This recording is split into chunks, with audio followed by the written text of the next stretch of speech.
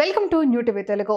Diversion politics లో భాగంగానే కాళేశ్వరం నివేదిక పేరుతో రాజకీయాలు చేస్తున్నారని తెలంగాణ జాగృతి అధ్యక్షురాలు BRS party MLC Kalvakuntla Kavitha విమర్శించారు.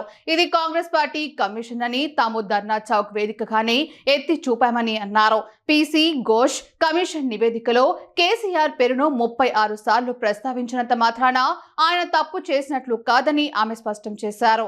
నిపుణుల కమిటీ సూచనల మేరకే నిర్మాణాలు జరిగాయని తెలిపారు. ప్రాజెక్టులో అత్యధిక టెండర్లు దక్కించుకున్న మేఘా కృష్ణారెడ్డిని ఎందుకు విచారించలేదో చెప్పాలని నిలదీశారు. మరి అలా ఏం పంతంతో ఇక్కడికి వచ్చినాం? మనం తెచ్చుకున్న తెలంగాణలో ప్రతి ఒక్కరికి రాజ్యాధికారంలో వాటా రావాలి, ప్రతి ఒక్కరికి ఆర్థిక అవకాశాలు రావాలి, ప్రతి ఒక్కరికి సమాజంలో గౌరవం దక్కాలి. సమాజంలో సగభాగం బీసీలు ఉన్నారు. మరి సగభాగం ఉన్నటువంటి బీసీలకు రాజకీయంగా సమ ప్రాధాన్యత దక్కాలనేటటువంటి ఉక్కు సంకల్పంతోనే ఇవాళ పిడికిలు బిగించి మనందరం ఇక్కడికి రావడం జరిగింది.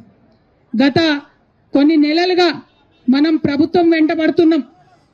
మీరు కామారెడ్డి డిక్లరేషన్లో చెప్పినట్టుగా పాటించాలే, బీసీలకు న్యాయం చేయాలని కోరుతా ఉన్నాం. తెలంగాణ జాగృతి యునైటెడ్ పూలే ఫ్రంట్ మన యొక్క ఉద్యమాల ఒత్తిడితోని ఇవాళ అసెంబ్లీలో 2 బిల్లులు పాస్ అయినాయి. సావిత్రిబాయి పూలే గారి జయంతిని అఫీషియల్ గా ఉమెన్స్ టీచర్స్ డేగా ప్రకటించారు. పూలే గారి విగ్రహాన్ని మనం అసెంబ్లీలో అడిగితే వాళ్ళు ట్యాంక్ బండ్ మీద పెడతామన్నారు. ఒక్కొక్కటి ముందడుగు పడుతున్నది. ఒక్కొక్కటిగా ప్రభుత్వాలను కదిలించగలుగుతా ఉన్నాం, వారి మెడలు వంచగలుగుతా ఉన్నాం. ఇప్పుడు చాలా బలీయమైనటువంటి ఆకాంక్ష మనందరికీ ఏందది?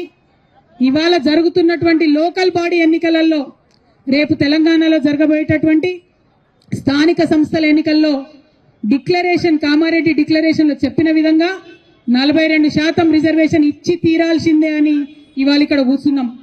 42% రిజర్వేషన్ కోసం 72 గంటల నిరంతర నిరాహార దీక్ష కోసం ఇవాళ ఇక్కడ కూర్చున్నాం. ఇది రాజకీయ పోరాటం కాదు, ఇది ఆత్మగౌరవ పోరాటం. బీసీల ఆత్మగౌరవం కోసం జరుగుతున్నటువంటి పోరాటం, గాంధీ గారు చూపించినటువంటి మార్గంలో మనం చేస్తున్నటువంటి పోరాటం.